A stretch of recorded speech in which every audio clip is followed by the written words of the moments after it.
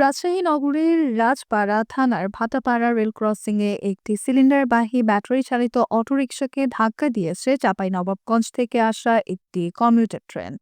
এতে অটোরিকশাটি দুমড়ে মুচড়ে যায় এবং এলাকায় আতঙ্ক ছড়িয়ে পড়ে। প্রত্যক্ষদর্শীরা জানান, রেল লাইন পারাপারের সময় ট্রেনটি অটোরিকশাকে সজোরে ধাক্কা দেয়। এই সময় অটোরিকশায় থাকা গ্যাস ভর্তি একটি সিলিন্ডার ট্রেনের ইঞ্জিনের নিচে পড়ে যায়। সিলিন্ডারটি বিস্ফোরিত হতে পারে এই আশঙ্কায় ট্রেনের যাত্রীরা আতঙ্কিত হয়ে এদিক ওদিক ছোটাছুটি শুরু করে। তবে দুর্ঘটনায় অটোরিকশাটি মারাত্মকভাবে ক্ষতিগ্রস্ত হলেও কোনো প্রাণহানির ঘটনা ঘটেনি বলে জানা গেছে। খবর পেয়ে ফায়ার সার্ভিসের একটি দল দ্রুত ঘটনাস্থলে পৌঁছে ট্রেনের ইঞ্জিনের নিচে আটকে থাকা গ্যাস ভর্তি সিলিন্ডারটি উদ্ধার করে। পরে ট্রেন চলাচল স্বাভাবিক করা হয়। এই ঘটনায় প্রায় ১.৫ ঘন্টা ট্রেন চলাচল বন্ধ ছিল। পুলিশ জানিয়েছে, ভাটাপাড়া রেল ক্রসিংটি অরক্ষিত হওয়ায় সেখানে প্রায় দুর্ঘটনা ঘটে। এর আগে এই স্থানে ২টি মোটরসাইকেল আরোহী নিহত সহ একাধিক দুর্ঘটনা ঘটেছে বলে স্থানীয়রা জানিয়েছেন।